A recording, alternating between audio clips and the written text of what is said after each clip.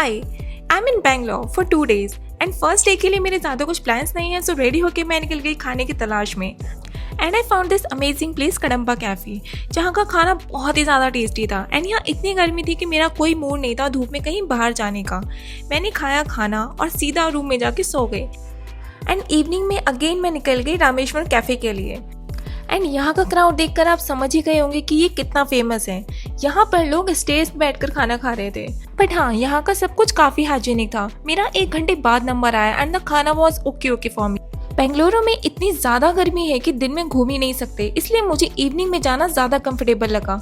पर जहाँ भी मुझे जाना था उसका क्लोजिंग टाइम 5 बजे का था। सो मैं जल्दी से निकल गई प्लेसेस को एक्सप्लोर करने, जिसमें से पहला था ये बेंगलुरु पैलेस। अनफॉर्चुनेटली मेरे पहुंचने तक उसकी एंट्री क्लोज हो चुकी थी एंड टिकट काउंटर भी बंद हो चुका था। एंड ये इतना अच्छा लग रहा था देखने में, बट मुझे 2-3 जगह और कवर करनी थी, इसलिए मैं गई Tipu Sultan palace. And guess what, वो भी बंद हो चुका था। मुझे लगता है कि मैं सिर्फ गेट देखने के लिए ही गई थी। अभी तक मैंने कहीं भी एंट्री नहीं की थी। इसके बाद मैं गई 3rd प्लेस पर, वो भी बंद हो गया था, बट मुझे रिग्रेट नहीं हुआ क्योंकि ये है विधानसौधा। एंड ये बाहर से इतना खूबसूरत था कि मैं बता नहीं सकती।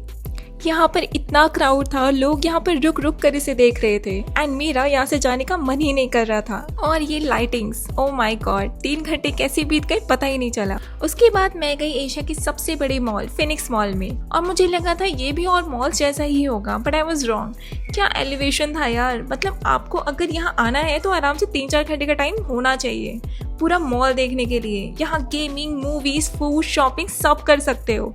एंड आपको यहाँ काफ़ी लग्जरियस ब्रांड भी देखने को मिलेंगे। यहाँ का एक एक स्पॉट इतना अट्रैक्टिव था कि मैं फ़ोटो लेते लेते थक गई थी। एंड फाइनली यहाँ मुझे 10 बज गए थे एंड नेक्स्ट मुझे निकलना था उस जगह के लिए जिसने मुझे मजबूर कर दिया था इतनी गर्मी में भी साउथ आने के लिए। जी हाँ, मैं निकल चुकी हूँ सुबह सुबह 5 बजे सनराइज देखने, वो भी नंदी हिल्स, जिसके लिए मैं दिल्ली टू बेंगलोर इतनी दूर आई। लेकिन मेरी लोकेशन से डेस्टिनेशन पर पहुँचने में काफ़ी टाइम लग गया एंड सनराइज मुझे रास्ते में ही देखना पड़ा। बट कोई नहीं, it was not too late. ये 4850 फीट ऊंचा है सी लेवल से। एंड आपको सच में लगेगा कि आप किसी हिल स्टेशन पर आए हो। जब मैं सुबह निकली थी तो यहाँ पर इतना लो टेम्परेचर था कि मुझे जैकेट कैरी करनी पड़ी। वो कहते हैं ना, जो होता है अच्छे के लिए होता है। शायद अगर मैं और पहले आती तो मुझे और क्राउड मिलता। मैंने फटाफट ली अपनी एंट्री टिकट और कर दी अपनी ट्रैकिंग स्टार्ट। जी हाँ, व्यू पॉइंट तक जाने के लिए करना पड़ता है एक छोटा सा ट्रैक, जिस पर काफ़ी सारे बंदर भी देखने को मिलते हैं।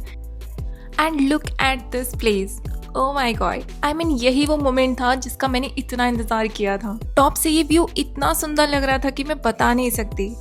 शायद अगर मैं किसी और मौसम में आती तो मुझे क्लाउड्स भी देखने को मिलते। यहाँ आकर मुझे इतना रिलैक्सिंग फील हुआ। आई मीन यही तो चाहिए था, एक छोटा सा ब्रेक। आई थिंक खुद के साथ टाइम स्पेंड करना भी काफ़ी इंपॉर्टेंट है। इस पॉइंट पर मुझे लगा कि हाँ, सच में मेरा सोलो ट्रिप काफ़ी एक्साइटिंग होने वाला है। सच में इस जगह को छोड़ के जाने का बिल्कुल मन नहीं था, लेकिन आज मुझे निकलना था अपनी दूसरी डेस्टिनेशन के लिए। मुझे लग रही थी बहुत तेज़ भूख, इसलिए मैंने इस टॉप व्यू को एंजॉय करते करते खाई अपनी मैगी। सो या दैट्स इट फॉर टुडे। अब मैं मिलूंगी आपसे अपनी नेक्स्ट डेस्टिनेशन पर, जो कि और भी ज़्यादा एक्साइटिंग होने वाली है। So stay tuned and don't forget to subscribe my channel.